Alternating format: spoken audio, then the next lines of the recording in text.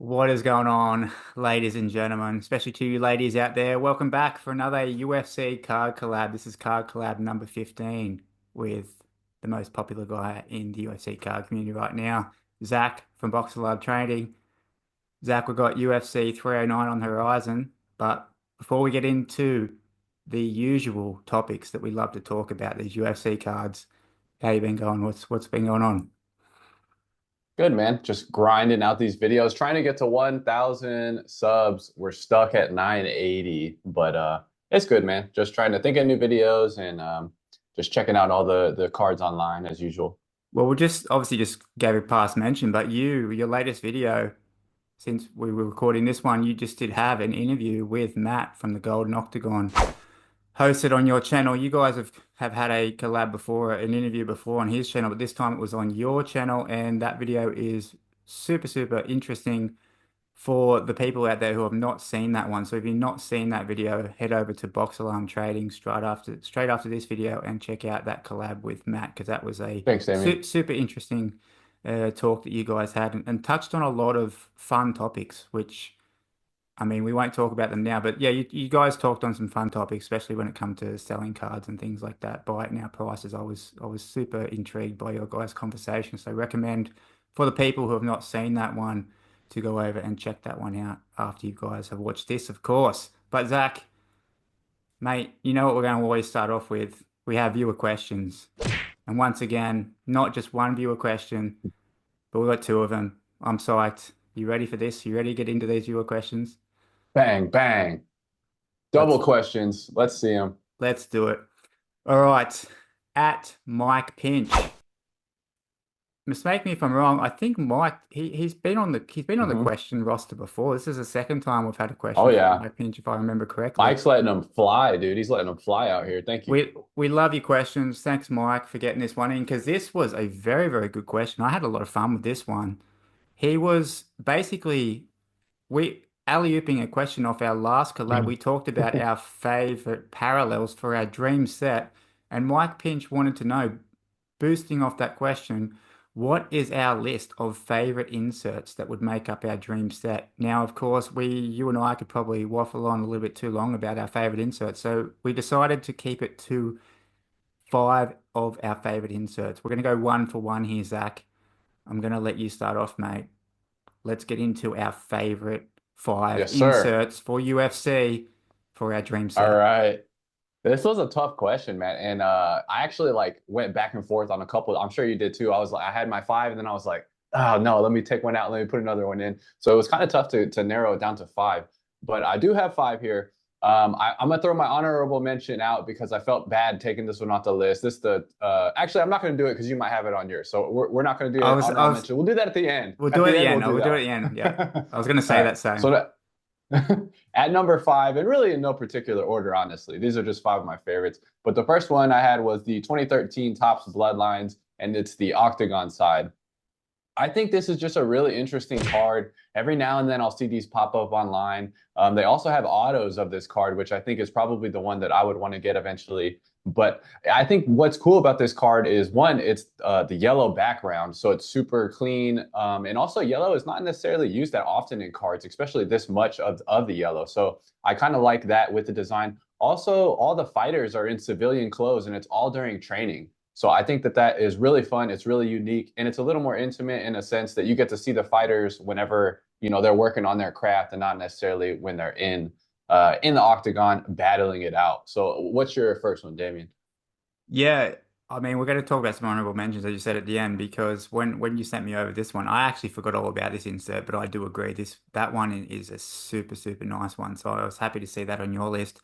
As you said, no particular order. I'm going to start off with the 2021 Panini Prism Instant Impact. And I say 2021 because we have not seen the Instant Impact from any other years of Panini. First and foremost, I love the name, Instant Impact. So related to the sport. And Mhm. also the parallel drop was not very high on this one. I believe they had the base, they had silvers, they had greens, they had the mojos, and they had golds, and that was it. There was no other fancy Panini Prism coloring. Pretty limited in the parallels. Love the name. The design was really kind of out there. Had instant impact. with like smashed glass in the background. I've got Hmm. two of these in the golds, one for Izzy and one for Max Holloway. I just thought these were super unique. There was something just very, very different about them. As I said, the very bold, strong letters in the name with the instant impact written on there was very kind of 90-ish basketball inserts for me. And once again, as I said, the fact that this was a limited run, I just thought these were super, super cool. So definitely made the top five for me. Nice. Yeah, I like that one. I actually saw one a couple days ago on IG. Somebody posted it, and I was like, that is a good looking card. I haven't seen any in person, so I bet the refraction looks pretty sick when you have them in hand. They're pretty subtle actually. So the Oh, the, really? the paneling for them is just like a border at the top and a thin border at the Mm. bottom for the gold or the green or the silver. But the overall card is quite shiny and quite glossy and does have a silverish refraction. So they're quite a subtle but nice card for sure. Nice. I love it. I didn't have that one on my list, so we got a difference there, which is always good to get some more variety in the show. My next one is going to be the 2019 Topps Fire. And honestly, I'm a little bit confused about this. Maybe somebody in the comments that dug into this product a little more can kind of give us some more information on this. Because do you know if this was an actual product? Was Topps Fire a product or was it inside um, of a specific product and was it an insert? Because it actually says Topps Fire in the top of the card. So that makes me think that this was an actual set. But the ones that I sent you were super. I think it's just a great design, man. They have like really good background design with kind of flames and like sparks going everywhere. The refraction is crazy. I actually had a Kamaru 2019 SGC 9 of this that I had during one of Kamaru's his sick fight run as a champion. And it's just a really nice card, really simple design, but the refraction in hand is awesome. And I've always loved seeing these. And it's some pretty good action shots of the fighters as well with this one.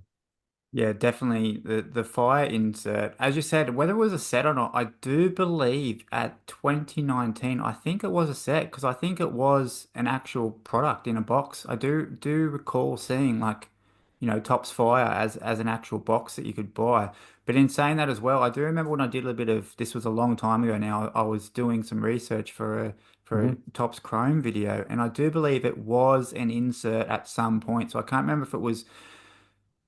There's only been 1 year. It's only 2019. There's no 2018 for. No, there may. I do believe actually there is an earlier release for the Fire insert, and maybe at that point it was a release. But those 2019, the images that we're gonna have up here on screen, I think they are from an actual set. But I really hope that someone can clarify this, someone with a little bit more expertise from 2019, especially if they can clarify this in the comments. But either way, super, super clean card, super like yeah, fiery card for UFC, and I like that one as well. So that one was definitely getting an honorable mention for me. All right, I'm gonna go with now, which actually became a set after being an insert, and it's the Bloodlines insert from we had them both in Mm. 2009, round one. We also had them in 2010. These cards, they're automatic refractors, so no base matte finishes on these cards. All these cards were some sort of refractor. They came in the parallels as well, but what I loved most about this card was the fighter and then just the way that they blended in the country's origins for that fighter, whether it was a flag, an image of the flag, or some sort of representation from that fighter's heritage country. These cards are just super, super iconic, I think, and they fit really well once again for such an international sport. This was Hmm. one that I definitely had to have up on the list. Yeah, I thought about these and I looked through a bunch of them and they're beautiful cards. You know, you have the international aspect, like you mentioned. Everyone always has such pride in the countries that they're fighting out of. And you know, you see a lot of countries that you don't necessarily normally see in traditional sports, you know, NBA, NFL, rugby and whatnot. So it is an interesting blend of not only nationality and pride, but also just, you know, cool images with the flags. So I love that one, man. So I'm kind of cheating on this next one, honestly, Damien. I'm kind of cheating because I'm lumping three cards together, but they are kind of the same thing. And this is just basically, I'm just gonna generalize it as like fight poster cards. because I have the round one fight poster from 2009. I have almost the entire Panini Instant Artistic Series fight poster, and now we have the Tops Now fight poster. So I'm just gonna lump these all together. It's cheating, but whatever. It's my list, viewers out there, so you can't hate on me for my list. But I'm gonna lump these all together, and I absolutely love these cards, man, for many reasons. One, it's a great way to preserve like the fight history and just the history of the sport. You have the actual matchups, you have the main headlining people. Sometimes you have people that are co-mains or even like lesser down the card, which I think is awesome. Um, they're somewhat rare as well too. Like some of the Panini Instant cards are less than 100 made, so I think that's awesome. In particular with me, very creative designs. A lot of these designs are from artists, that do great other work outside of just making card designs and fight posters. So I think that's a really cool, unique idea. Also, great colors, crazy varied in the art style. A great array of different fighters, like I said earlier. So that's one of the reasons that these are always one of my favorite inserts of any card. Well, I can't hate on you for as you said, technically cheating with that one because I've been waiting for I'm you to I'm holding the towel. I'm I DC holding the towel right here. I've been waiting for you to drop this one in there because UFC event fight posters have also made my list. I'm more on the little. I know you really appreciate, especially those Panini artist release ones, the animated ones that they've done, and while I do think they are very cool, and I think they have their spot.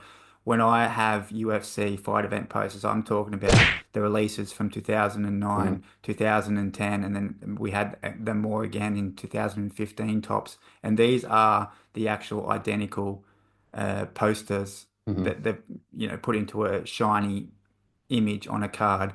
Um, I just, as you said, historical reference, and I just think these types of things that, as I said, I'm getting into a bit of a theme here of relating back to the sport that we all love and enjoy. I think these have their place, and they are definitely making my top five favorite inserts that I've had. Nice. That's awesome. I didn't think we'd have this one on both of our lists, so that's sick. I'm curious if you have this one on your list. I think you might as well. And this is a really widely regarded card. Next, I have the 2011 finest, the die cut atomic die cut refractors. Do you have this one on your list? Mate, let's talk about it first, and we'll see. We can't give it out that easy. Playing hard to get it. So, yeah, nice. I like it. So these cards are just crazy shine. I mean, I have yet to see one of these in person, honestly. And as I was making this list and as I was going through looking at all these, I really think I might get one of these in like a lower parallel with the GOAT just so I can have one in the display because it's such a cool looking card online. But it's one of the few die cuts that I actually think the die cut fits the design very well. And they like made the image of the fighter very large, which I think works great with the design of the die cut. Both the gold and the red are absolutely sick looking. I don't know which one I would get, but the gold is sick, the red is sick. You have the refraction inside. It's just a really beautiful card. I agree with you. I do like the atomic refractors. I especially love them in the red. I actually have a Shane Carr one in a PSA 9 that I've recently received that I was just looking for around here, but I don't think it's within arm's reach. And I also have a is it a Cain Velasquez gold? But they are a very beautiful card, and especially in the reds. I know the GSPs and the BJ pens, they're both donning the red shorts. So with the red parallel numbered there, Nice. I don't know if it's technically red or it's the octo. I've seen it listed as an octo refractor, but it's red. But they just pop so hard. They look really, really good. Super underrated card in my opinion. Um, but once again, not quite there enough. There's a lot of nice cards there, Zach. Nice. That's probably worth an honorable mention on my list, but it's not in the top five. I'm gonna go next with became famous in 2019 Topps Chrome as well. It's the Octagon of Honor. Now I have one up here sitting in an SGC 9.5 slab of one of my favorite two fighters, Max Holloway, that I was kindly gifted by the other man on the side of the screen here, which proudly sits in my PC. These cards, 2019, they just looked really awesome, all of champions. But these are not the first, 2019 was not the first time they've had them. They've also had them in 2015 Tops as well. Chronicles. I just think they're a super pretty clean, simple design, a little bit of a pattern in the back there, and they just look like a sports card. Sometimes, these cards get a bit crazy, get a bit too shiny, and then other times you get the simple design, that Yeah. has that aspect that's pretty unique for the sport. As I said, you get these pictures of the athletes with the championship belt around their waist. The Octagon of Honor is definitely one that I think fits perfectly, not only for UFC, but also on my top five insert list. All right, I Zach, love it. That was my honorable mention. So that's perfect. let's let's Yeah, man. let's No, I can. let's get your last one. What's number five here? All right. I got the 2010 Topps propaganda set, and this is my favorite insert set of all time. I completed this one a while back. It's super creative, super diverse designs for each fighter. A really small, really good OG checklist. The chrome border surrounding the card is one of my favorite like little aspects of cards that I just think looks super, super clean and really nice. So the 2010 Topps propaganda, my number one favorite insert set, and one of my favorite inserts of all time. That's a big call. Favorite insert of all time. That is a big call, but I like it. It's bold. I've seen these ones too. Not, I think they're nice. Definitely, yeah. Once again, not making my top five or even my no notable mentions, but I think that's cool. Once again, your favorite. This is why, you know, it's so interesting because everyone has different Mhm. tastes.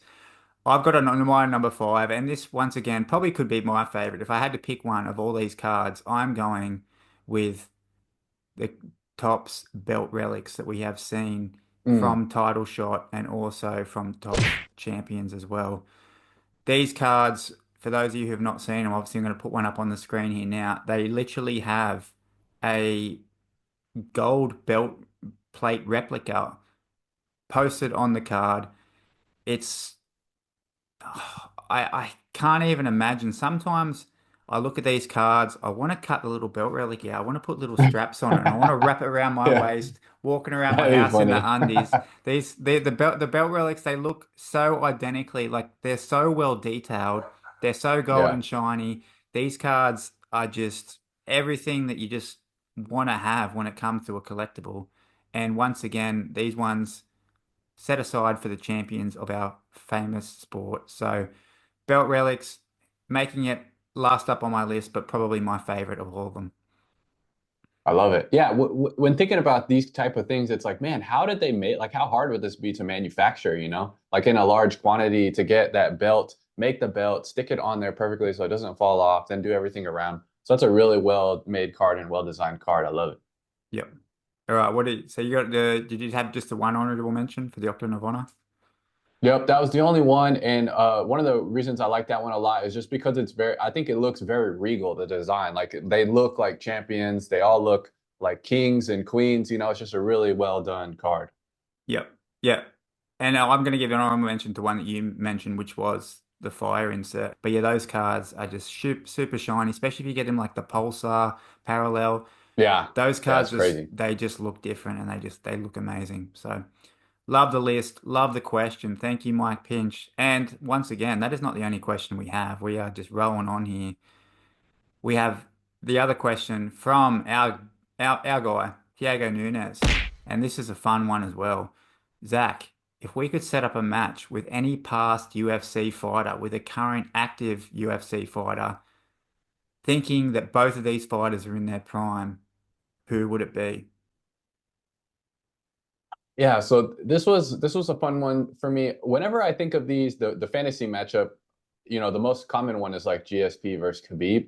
But obviously both of those guys are retired at this point. I'm kind of thinking of one that the fantasy matchup that I would want to see is one that we could potentially see right now. So I don't even know if this even qualifies, but I would want to see Prime 2005 or Prime Jon Jones 205 versus the boogeyman that we have right now, Alex Pereira at 205. And I say that kind of just to hope that this happens in the future. And maybe we will see Stipe and John fight. And then maybe, we saw some tweets this week that John was saying if he wins, maybe he fights Alex. And I think that would be a super fun fight. So I'm kind of cheating here, but I want to manifest this and talk about it. And maybe we can get some buzz going, and then maybe we can actually see this, a fantasy superstar matchup happen in real time. What do you got, man? Well, just a quick little add-on to what you just said. I don't think you need to worry about that. I think it's pretty clear that Topps via Joe, the UFC huge card nerd. who's been doing these Rip It Fridays with Dana. I think they've actually been watching some Hmm. of my videos and trying to learn from what I'm talking about here. So it's quite possible that Joe's going to get in Dana's ear on the next Rip It Friday video and put it forth, and we're going to see this Nice. happen. Do it. So that would be a great one. And as you said, that's a little bit of cheating because that one's quite possible. But I understand that that's an exciting fight, and one that It, a lot of people want to see. So it does fit the dream matchup category for sure. I went. it would add so much to either guy's legacy too. Like if Alex wins, is he the greatest of all time if he beats Jon Jones at 205? Like that's a win that you could make an argument of putting him in top five ever. And then for Jon, if you beat Alex at 205, who's in his prime right now, if he moves up a little bit and goes to heavyweight, like that's crazy. That could be a huge cap in his feather or a huge feather in his cap too. So I'm excited about that one. Maybe it'll happen. Yeah, I definitely agree. And as I said, I think the people want that one, but whether it happens or not, not hopeful. But I think that was a Yeah, worthy you mention never for know. this one. I went back a little bit further down the timeline. I got Hmm. a little bit I got a little bit selfish because when I thought about a dream matchup, it wasn't more so what's a dream MMA matchup. It's about a dream matchup that I could have that I could just get absolutely pumped about, one that I could get emotionally vested in. So that only left me with two options, my two favorite fighters. I went a little bit back and forth with the choice, but I end up going with Max Blessed Holloway coming up against the other most popular Hawaiian fighter, BJ Penn. I Oh, think dude, in Hawaii, that'd be I crazy. think this is just a perfect matchup in terms of both of these are just born fighters. Both these guys are just born fighters, and they've both fought in multiple weight classes. BJ Penn obviously having success at welterweight and then lightweight. Both of these guys love to scrap, love to throw hands. They both have tremendous boxing. It's just a great style matchup. And as I said, me selfishly, when I'm thinking about a dream fight, I want one that is a dream fight for me personally. Maybe not a dream fight for many Hmm. others, but at least a dream fight for me. So that was my pick is Max Blessed Holloway versus BJ Baby Penn.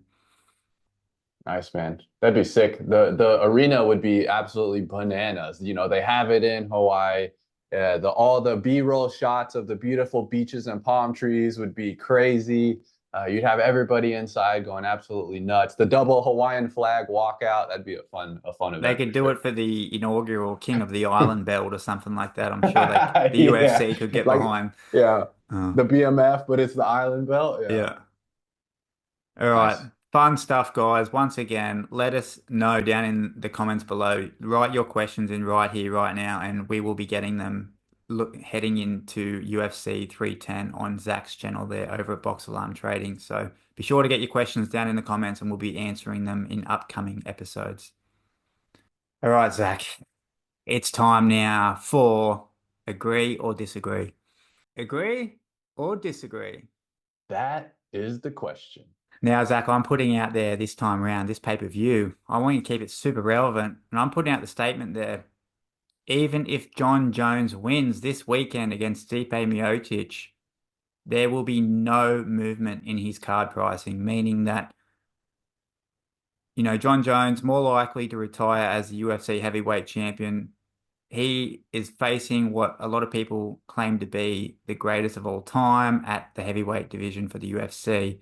So you would think that maybe if he beats Stipe, then he might get an overall boost in his legacy, pushing therefore his card pricing. But I am putting out the statement there that even if Jon Jones wins, there's going to be no movement in his card pricing. Do you agree or do you disagree? Damien, I agree with that statement, but I have a caveat here. So Jon Jones is already one of, the most popular fighters in the UFC. A lot of people think he's the GOAT. Also, his cards sell pretty well too. He's not the most lucrative guy in sales, but like his cards, not only his sales but his volume are very healthy. So I think that he's at a point in his career where like everyone kind of believes he's a Mount Rushmore type fighter. His prices are already pretty high. So I think that he hit while his floor is very high, I think that his ceiling is also pretty close to his floor, meaning that I don't think he can really like jump astronomically because of what he's already done in the sport. But I do think a win against Stipe will help Jon Jones and his legacy long term. And we're in the present moment, right? And a lot of the conversation around Jon Jones right now is he's the duck master, he's Daffy Duck, he's ducking Tom Aspinall, but people do not remember things very well in the long term. And we get a lot of chatter about, how dominant Connor was, never really had a title defense in either of his weight classes, but people still view him as like this astronomical fighter and this astronomical figure in the sport, which I understand. But we also get the whole Habib was ducking all of the best fighters in his time period, which is untrue. He had the fight with Tony Ferguson. They were going to book Max Holloway. Max Holloway had to pull out. Then he fights Al Quinta. So I think people don't necessarily remember history for what it actually was. And if Jon Jones beats Stipe, you're going to have Stipe on that list. And I think people are not going to realize necessarily that Stipe that the layoff has been so long, that he's not necessarily in his prime right now. And I think that in the long term, this will affect Jon Jones's legacy in a positive light and will be a big boost. Maybe 20 years down the line, when people look at his resume and see Stipe there, maybe it'll help his card prices in like the far future. But for current, I completely agree. I don't think we see much of a bump. Yeah. No, you've echoed a lot of great points there. And you're right. Jon Jones, he does have a lot of healthy volume in sales and also pricing, especially for his older stuff, the more appreciated stuff that collectors actually want. If you were to compare his older tops sales comparing to the newer stuff and even the Panini era, it's not even close. When people are buying and collecting Jon Jones, they are wanting the older tops products, whether it's, from his rookie 2009 round two cards or even some of like the triple threads and the finest and stuff like that and on card autos. That's what people are drawing to. But yes, I don't think anything happens with his pricing, even if he does win. Does it add to his legacy? Of course, it's another win on his record, but he's expected to win this fight. I think the only person, there obviously some, maybe Dana White also thinks this as well, but I think there's only two people, Jon Jones, Dana White, who think this is going to help his legacy, and that because let's look at the facts. As good as Stipe is, he's 42 years old. Jon Jones is 37. So I think there's a completely wrong narrative that these guys are in similar eras of their career. The only similar stat both of these guys have is that they've both fought four times since 2018, which for those of you who are not good at math, that is 6 years ago. So that both of these guys fighting four times over the past 6 years. Stipe him hasn't actually fought closer to 4 years than what it is 3 years. He didn't hasn't fought since January 2021. I was March 2021, sorry.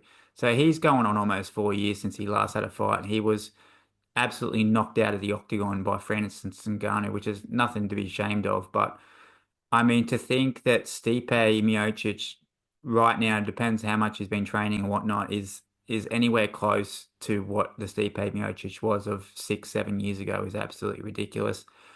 These guys should have been fighting 6 years ago, not 6 years Yeah. down the line, for this to have any real effect and, addition to Jon Jones's legacy. This fight should have happened 6 years ago. I think, as I said, I think that both of these guys are too far removed for it to have any real effect. So I absolutely agree with the statement. But then to add a little bit of an addition here, we both agree. On the flip side, what do we think happens for Stipe Miocic if he shocks the world? Because as I said, I don't know, I think there's a lot of hardcore Stipe supporters out there. Stipe himself has a pretty decent collector base. A lot of the older school UFC heads really appreciate Stipe, which is, as I said, only fair to his resume and his career that he's had to date. What do you think happens to Stipe Miocic's card prices if he happens to beat Jon Jones this weekend and regains the heavyweight title for the third time, beating who many, as you said, have down as the greatest of all time? What do you think happens to Stipe's prices? I I I think the inverse would be correct if Stipe wins. I do think his cards would increase slightly. He has some really good wins under his belt. He beat Ngannou, and Ngannou was a monster at the time. Obviously, he improved and got better, but like he beat a very dangerous Ngannou. It's not like one of Francis's first fights. Like he was already a stud whenever they fought the first time. He has a ton of huge names on his resume and a ton of finishes against really good guys as well. So if he can go out there and make a huge statement win against, one of the Mount Rushmore fighters on everyone's list, like I can't see a world where his prices don't increase. And he's kind of the opposite of Jon Jones in a sense that the sales volume is not there and the price of the sales is not necessarily very high. So I feel like his floor would lift, and I also think his ceiling would lift, and it would just be a huge shift altogether for Steve Bates prices if he can get a win against Jon Jones. Yeah, I definitely agree here as well. I think both of these guys have hinted that obviously, well, I mean, not even hinted. I think it's safe to say if Stipe Miocic wins, he's not then going to Yeah. fight again. So he's retiring on the highest note that you possibly could, not only winning a belt, but winning it against, as I said, many who don't think he's going to beat in the first place, and then many who have people have on the greatest of all time list. As I said, shame that this fight has not happened earlier, 4, 3, 5, 6 years earlier, but I don't think that matters for Stipe. If Stipe Miocic still beats Jon Jones, as I said, he still would be declared the underdog in this fight.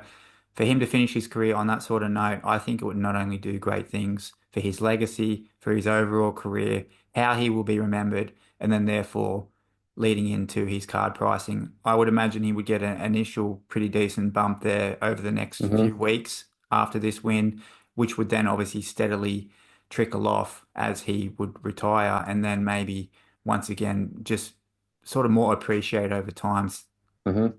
like a like a fine old wine as we always say. He's gonna age like a fine wine. Man, I think this fight's a little bit closer than people are giving it credit for, honestly. Like if we now granted it was a long time ago, it's like I think the question is like on this time off, has Stipe been able to maintain himself and has he been able to kind of keep close to what he was when he last fought? Because when he fought Francis, like he stunned Francis bad, had him kind of wobbled, rushed in, and then got caught with an absolute nuke. So I think if he would have fought a little bit more patient in that moment, he might have even been able to get it done against the Predator. But like Stipe is super tough.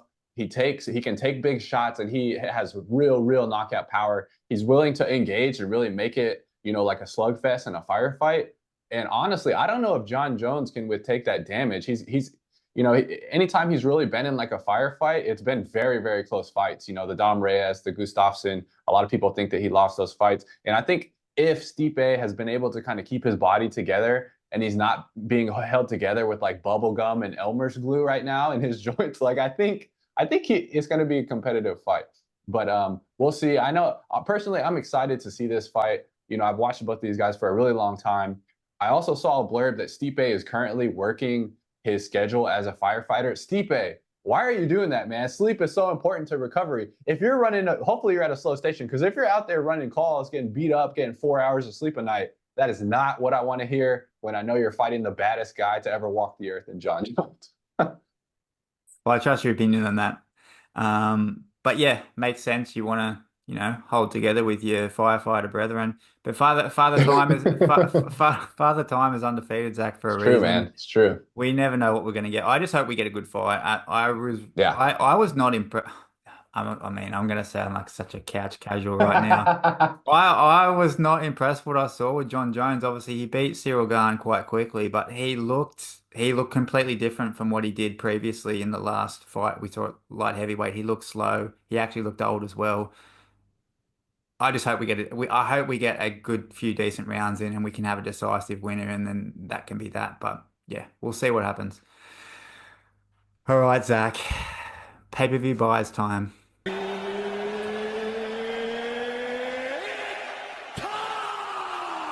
For For pay-per-view pay-per-view buys. buy. So, Zach, to quickly recap the pay-per-view buys from the previous event, we had UFC 308, Max Holloway versus Ilia Topuria, a very sad and still somewhat sensitive event for myself.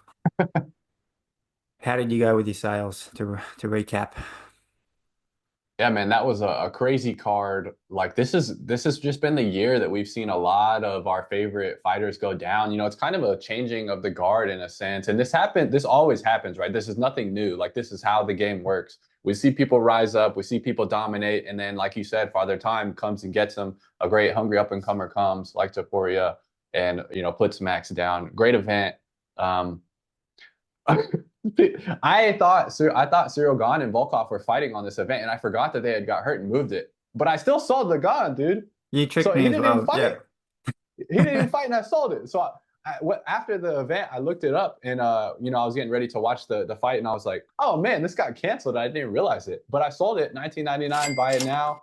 Somebody ended up buying it. Maybe they're going to try and flip it when the fight actually happens, and maybe You tricked hopefully them. for them they can You tricked, yeah, they we can make tricked some more them. money. Yes. Your plan But worked, mate. We tricked them. the Topuria didn't sell, which is surprising to me. Like he has a all-time performance in a title fight. Max has never been slept like that. We've never seen him like that. He shows out. He does what shocks the world. And the card for 9.99, the rookie silver doesn't move at all. So that's how it works sometimes. Yeah, that is surprising. I, on the other hand, I had too many cards, so it's too hard for me to keep up. I was spent the Yeah. next 2 weeks shipping cards out. But basically, to recap, I had a lot of auctions, a few buy it nows. The auction for the Hums Up PSA 10 blue that I had for the 2023 Prism, that one sold at auction. After all fees, all postage, I made $35. I cleared $35 on that one. So that was a loss overall. The Mm. Rakic 2020 striking signatures. I mean, Rakic looked absolutely not that great in that. So no surprise, that was at auction after all fees and shipping costs. That one put $6 into my bank account. So an absolute trash sell there as well. Losing about $24 on that one. That one I was into for Ooh, over that's 30. The Ilya Taporia rated rookie. That one was at a buy it now, and somebody actually did buy that now. They bought it straight nice. away. They actually, the same buyer who bought the Hums at PSA 10 won that at auction. They wanted that bundled in as well, so they got that bundled in. That one made me $15.50 in total after all fees and shipping costs. The Max 2021 Red Prism Autograph, that one after all fees shipping costs, I cleared $80 for that one. So that was once again a loss from what I bought it at. Not too much of a loss. I think I paid overall was into that one for about $100, so a $20 loss on that one. The Mm. Max rookie from the Bloodlines 2013 flag parallel, all fees, shipping expenses. That one I got $53 for, which I think that was a loss as well, to be completely honest. I can't remember what I was fully into that one for, but it would have been some bit more than that, I would have thought. Max rookie moments from Finest, the blue parallel, blue diamond parallel. That one, super, super similar. Both of those cards were numbered to 188, obviously different sets in Bloodlines and Finest, but that one clearing after all fees and shipping costs $52. So that one actually was a bit of a win because I think I was into that one overall for about 45. So I made a hot $7 on that one. And then we come to the 2017 Gold Chrome on-card autograph PSA 9 for Max Blessed Holloway. That one ending at auction at $204. And the buyer never paid once again, which is super disappointing. They Yeah. even messaged me and was like, "Oh, like 2 days later, oh, I didn't know I won this. I'll pay you on Friday." And this was on like a Tuesday, and I was like, Mm. "Yeah, I'm sure you're not going to pay on Friday, but I thought I'd be nice." I'm Hmm. like, "Yeah, okay, no worries." And then come around Friday, and then they were like, "Do you still have this card?" And I'm like, "Yeah, it's still waiting for you in your purchases, so you can pay for it. Like if you don't pay for it the next 24 hours, I'm just going to cancel it." And then it was not paid, so cancelled it, Hmm. relisted it at a buy it now actually. And somebody put an offer in straight away at literally Nice. $210. So I was happy for that. It Oh, actually sold for a little bit more. dude, that's amazing. So that was a win. Are And you gonna keep? the guy was from Hawaii. I wish I could remember your eBay Mm. handle. From Hawaii, first ever UFC card he'd bought. He'd Nice. actually mentioned we were talking in the messages on eBay and had mentioned that he had caught Max down at the beach one time and got some photos autographed in person. But first ever card purchase. So I was super happy to There you go. accept that offer for that guy. So Yeah, everyone was seems like it happy at was the a end of fair the day. price too. Are you gonna keep doing the auctions? Because that just seems like it just seems so risky. What do you think? I don't know. I'm honestly I'm kind of out of fighters now that it's worth. We're going to get to this in a second. I think after this weekend with Chandler, I think I'm Hmm. done with the auctions for a bit, to be completely honest, because yeah, Yeah. I mean, it's that's going to be a whole other video topic I'm going to cover soon in a funny way. But yeah, you get burnt on UFC cards pretty easily. So we'll Yeah. see. As I said, we'll get some auctions. Maybe I'll have some a big turnaround this time around, but you can't be hopeful. And but as I said, it's all in the name of the game and for the fun of the collabs that we do together, Zach. So Yes, I hope sir. that people Yeah. appreciate my commitment for the content. Yeah. What do you got? Yeah, man. Speaking of I, UFC 309, what are we doing? yep. I got a guy that is probably gonna lose, Damien, but I have a card of his, and now's the time to try and get rid of it, man. I think it's a Hail Mary play, right? I have the 2022 Prism Paul Craig rookie first auto. It's a green, out of the retail. Really competitive, cheap price. It's only going to be 99.99. Buy it now. I'm probably going to list it after What a this steal. video. I mean, it's looking at some of the comps, it's ridiculous how cheap the cards are going. But I understand, like he's on a skid, but he does have very, very, very tricky jujitsu. And Bo Nickel is a wrestler, man. Paul Craig is absolutely massive. He's 6'4". Bo Nichols, 6'1", 6'2". So like he should have a lot of length on Bo. And on paper, with this fight, you would definitely want Bo Nickel to grapple, right? Anybody that's fighting against Paul Craig, the blueprint is stay away from his tricky jits. That's where he's the best at. Just try and strike with him. And people have had great success in getting finishes over Paul Craig by striking. Now, when you're talking about Bo Nickel, what's his path to victory? It's usually to wrestle, to rough people up, to get them tired, to try and submit them or ground and pound them. And so I'm really curious in how this matchup goes. Does Bo Nickel try and strike with absolutely massive 6'4" Paul Craig? Or does he try and grapple him? And is he good enough to just take him down, ragdoll him, and avoid all of his tricky jits? So it's kind of a Hail Mary play, super cheap card, but we'll see what happens. Well, to be fair to you, mate, if you're ever going to sell a $10 auto of a fighter who just beat the biggest rookie from 2023 Panini Prism, Yeah. and I say that over Alex Pereira as well, which is absolutely crazy. But those of you who watch my most recent video on Panini rookies will Hmm. understand what I'm talking about. You've got it. You're in with a shot, mate. It is a Hail Mary play, but Hmm. it definitely is a play at the end of the day. So I've nothing on Bo Nickel. I actually hope that Paul Craig wins and you actually sell this card, mate, because that'd be It a would be fun crazy. that'll be a It fun would one be to come back to crazy. next time around. It would be.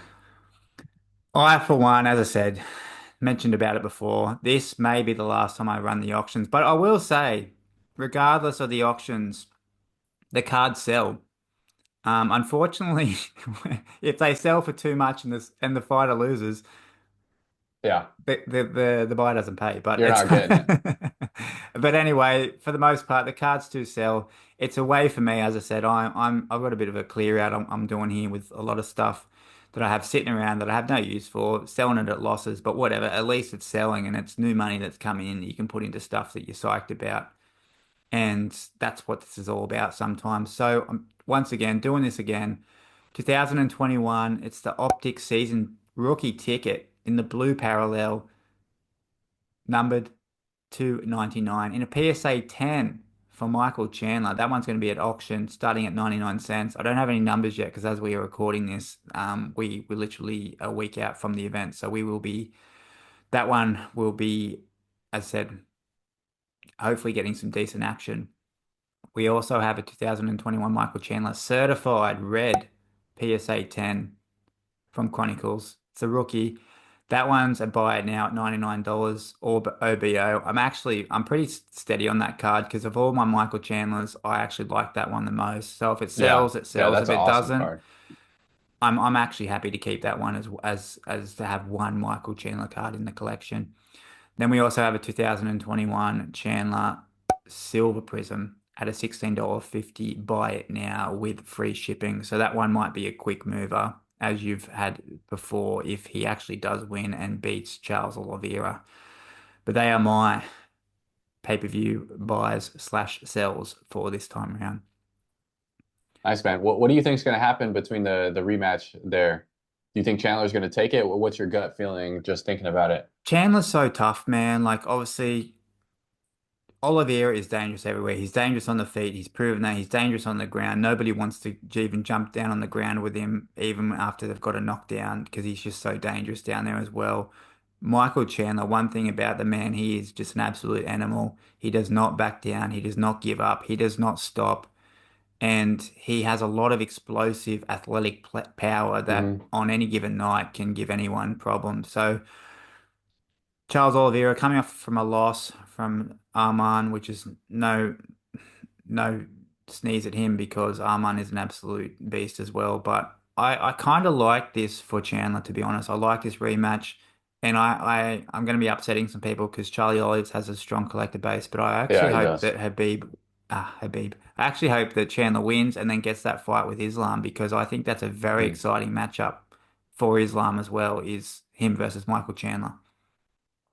What do you think? Stylistically, stylistically, Chandler versus Islam would be a scary one because when I think of who could potentially beat a guy like Islam who's so well-rounded in every area, I think of a guy that has absolute nukes in his hand, and the KO artist is the guy that would give Islam the most problems, in my opinion, because of the just one shot. You make one mistake and you're flatlined on the ground. But yeah, man, Chandler in that first fight with Olives, he did a lot of damage and he, almost finished the fight in that. And then Olives was able to come back and get the finish. So it took, for me, that's kind of another 50-50 fight. And I'm excited to see that one as well. I think it'll be fireworks for sure. Yeah, obviously yeah, super interesting fight, a super fun rematch, and I'm actually I'm pumped for that fight more than any other fight on this card, so keen for that one for sure. All right, Zach, before we wrap up here, I just wanted to touch on a little bit of a topic because I'm super interested. You've put out a lot of great videos recently and some videos talking about some massive, massive PC purchases that you had. You have obviously picked up recently the 2009 round one auto for Hoist Gracie, which is such a staple card. And I think that one was a very, very smart and well worth buy. Not only for the fact of, the history behind Hoist, but I think that is a card that you won't regret ever buying. And then also, of course, you had the very famous purchase, biggest purchase you've ever made. Mistake me if I'm wrong, but for Hmm. the Habib first auto, on-card auto from 2014, knockout. Once again, super iconic card. I believe that was in a PSA 10, PSA 8, sorry. But Hmm. yeah, another massive, massive card, massive, massive purchase. And I'm just super interested. You know, you've obviously hinted and talked a little bit about your collecting and where you're at with it and your strategy before about, you know, not so much making little purchases here and there. You're saving your collecting dollars for big, big buys. So I'm wondering, without giving too much away, because I know some people watch these videos and might think we're putting things out there. But if you wanted to share any sort of want list or another card that you could potentially be targeting for the PC, and then just leading off Yeah. that, any other sort of collecting strategy or what you're sort of implementing right now, because as I said, you are picking up some really, really big cards and you've been consolidating down, which is something that even myself are doing at the moment. And I think that's a really interesting topic and I'd love to get your thoughts on. Yeah, man. So, like you mentioned, I spent a lot of money on I had been saving for a while. So not necessarily a lot of it was out of savings. A lot of it was from previous sales that I've had, just kind of getting rid of mid to low tier cards.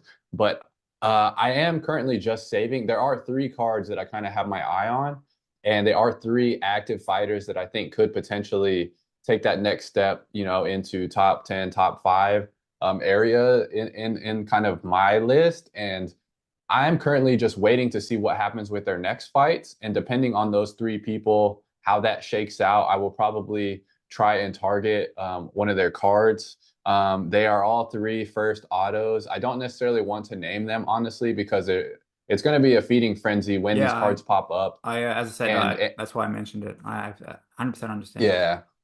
And for good reason, like a lot of these guys are absolute studs. I'll just say Alex Pereira is one of them because his cards are going to be through the roof no matter what. But if he can get another win at 205, I am going to be looking to maybe make a purchase. And I don't necessarily think that would be a purchase anytime soon. I would want to wait. Honestly, I would want to wait until he loses. And then maybe a year after he loses, I would buy in because his cards are just way too high right now. And I want to get a good deal. I want to get a good deal, and I want to get a good deal on a person that I think has cemented their legacy.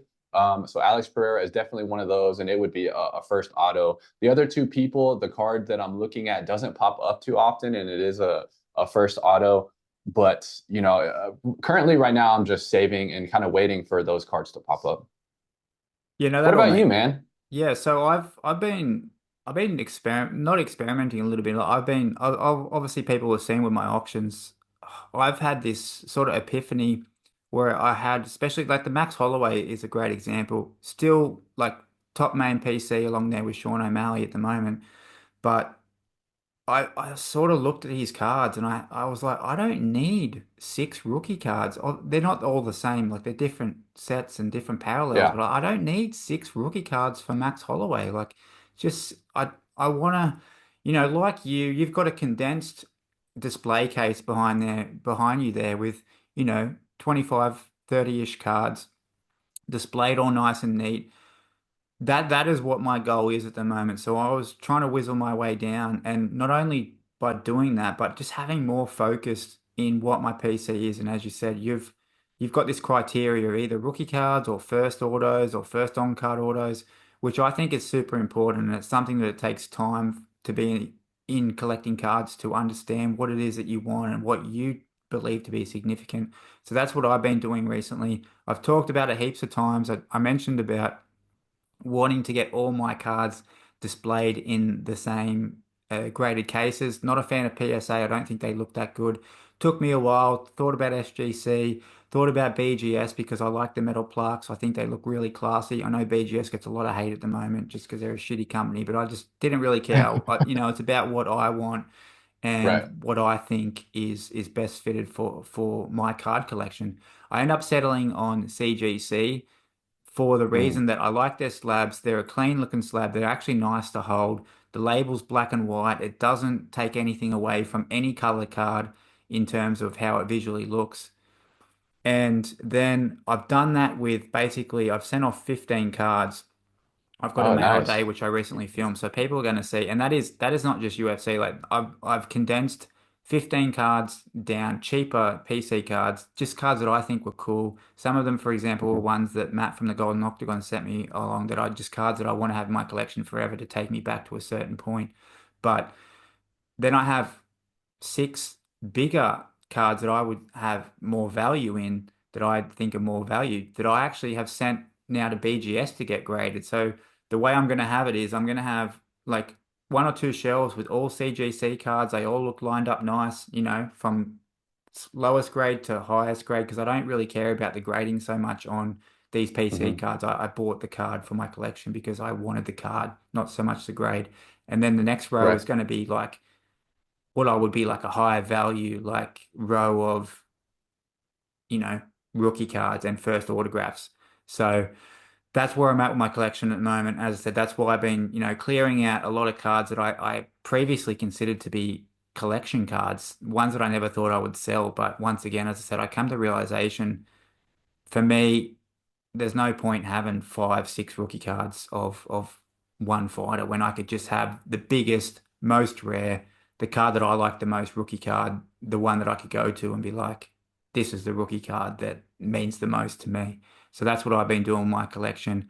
Slowly been building out. As I said, it's taken time and then taking time selling cards at a loss, Right. of course, always. But once again, it's not about that. It's about just clearing out funds and then determining what it is that I want for my collection moving forward and putting that money into something that's, not going to be a regretful purchase, which is what I admire about your collection at the moment for sure, and making some big buys. So I think that's really cool. And that's why I wanted to have this chat about it now.